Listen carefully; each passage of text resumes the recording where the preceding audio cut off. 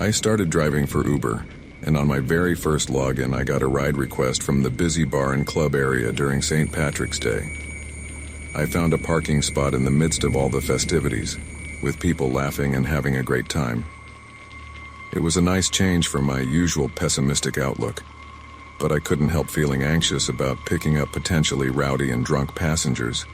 My concern seemed justified when two girls came rushing out of the club, cackling obnoxiously loud. Honestly, I nearly just drove off and accepted my immediate termination, but I needed the money badly. One of them, Jeanette, was stumbling and loud, while the other, Lacey, appeared much more composed. The first girl, Jeanette, seemed unusually drunk, while the other, Lacey, sat up with a very ladylike, proper posture. She verbally apologized for her friend with, "I'm really sorry, she's just too drunk," glancing up at me through the rearview mirror only slightly before burying her face in her phone, which would be a theme for the duo the rest of the drive. "Shut up," squealed a slurring Jeanette, as Lacey politely affirmed to me that I knew where we were going, which was a street in a small, quaint little urban town called Bloomfield. "Yeah, I have you guys going to 21st Avenue, right?" I asked. "Yes, thank you," replied a courteous Lacey, while the drunken Jeanette eloquently spouted out, "I don't want to go home without some man." This prompted a quick slap on the wrist from Lacey, followed again by a demand that she relax. "I don't even know this girl," stammered Jeanette, a comment which I at first brushed off as a joke. But admittedly, it also stuck out in my mind. However, the two of them were much too friendly with each other for this to be true. As we approached their destination, Jeanette's condition worsened. Her head began to tilt forward, propped in between the back seats, arms out and hands fastened around my driver's seat. I assumed to hold herself in place, as she seemed to unwittingly be falling deeper and deeper into a blackout state. It was as if she'd become more and more intoxicated as the drive continued. Each time she would move her head close to me, as if she wanted to tell me something, Lacey, without looking away from her phone, would grab a hold of Jeanette's arm and violently throw her backward against the seat. "Shut up, we're almost home." Jeanette leaned forward, muttered unintelligibly and kept whispering, "This isn't home. Where are we?" Her state slowly but surely continued to spiral into a listless, dull state of confusion. 3 minutes to arrival. "Where are you taking me?" Jeanette asked again. Lacey angrily reached up and aggressively cupped her hand over Jeanette's mouth, as for the second and last time, she looked up at me through the rearview mirror. Worried, I asked if she was okay. Lacey reassured me that Jeanette was just drunk. We arrived at a poorly lit house on a quiet street that gave off an eerie vibe. Lacey handed me money, even though the fare had already been paid through the app. Before getting out of the car, Jeanette whispered, "Mom." Something didn't sit right with me, so I decided to circle back to check on them. My instincts told me that something might be wrong.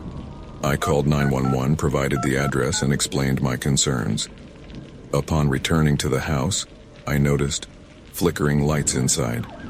The police arrived quickly, and I anxiously waited as they entered the house. Minutes felt like hours until the officers emerged with 2 men in custody and Lacey in handcuffs. They told me they had found Jeanette on a mattress. Paramedics tended to Jeanette, and I overheard the word assault. I left the scene, deeply shaken by the events. The next day, I tried to find out what happened to Jeanette, but I couldn't find information. This incident haunted me, and I couldn't help but think that I should have done more. In my recurring dream, I stand outside a house, wishing I had acted differently to protect Jeanette. But the reality remains a mystery, and I can only hope she found safety and healing.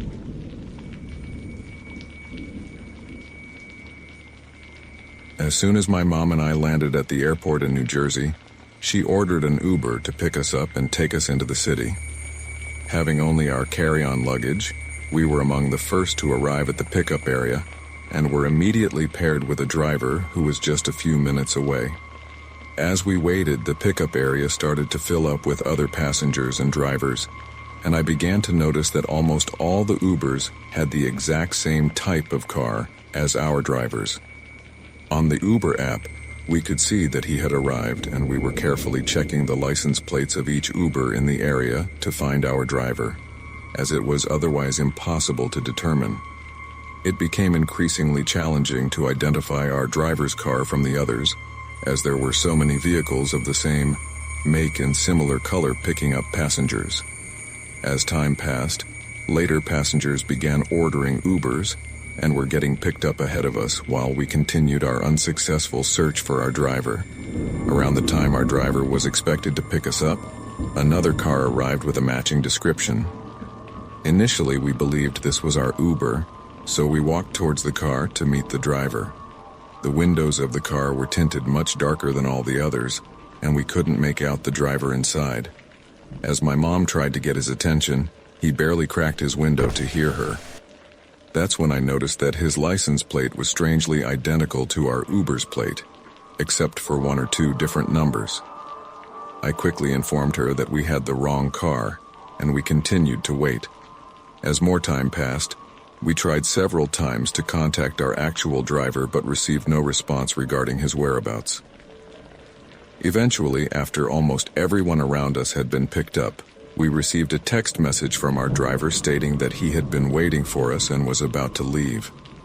My mom provided our location in detail, and the driver of the car with tinted windows exited his vehicle, calling my mom's name towards us.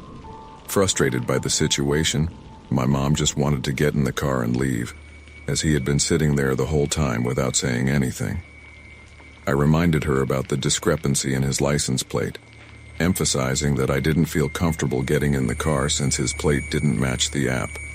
The driver quickly asked for the plate number displayed in our app and proceeded to load our bags while trying to convince me that he was indeed our driver, but he just had a different plate on at the moment. My mom, growing irritated with my reluctance to get in the car, began to get upset and argue with me. At this point, the driver lifted up a mat in his trunk, revealing 6 other license plates hidden underneath. He then pointed out a plate that matched the license plate on my mom's Uber app. While this seemed to ease my mom's concerns, I couldn't shake the uneasy feeling I had. Being a fan of crime shows and podcasts, everything about this situation felt wrong to me. I immediately started questioning why he had so many similar-looking license plates hidden in his trunk, why the correct plate was not on the car, and which plate was actually registered to the vehicle. The driver was caught off guard by my questions, stumbling to answer and claiming that the extra plates were for his other cars, and he had just been swapping the plates around and forgot to switch it back. Still not believing the driver, I tried to rationalize with my mom and explained the potential dangers of getting in an Uber with an incorrect license plate. I expressed how unsafe I felt about the situation. Eventually, after much discussion, I was able to convince my mom to cancel the ride and order another Uber. The upset driver refused to remove our luggage from the car, so I quickly grabbed our belongings, and he told my mom that he would still charge her for the ride because we had wasted his time. We ended up reporting the driver to Uber, as having the incorrect plate on the car violated Uber's policy. Looking back, I couldn't shake the feeling that something was definitely sketchy about the whole situation, and I believe it was the right decision to prioritize our safety over convenience.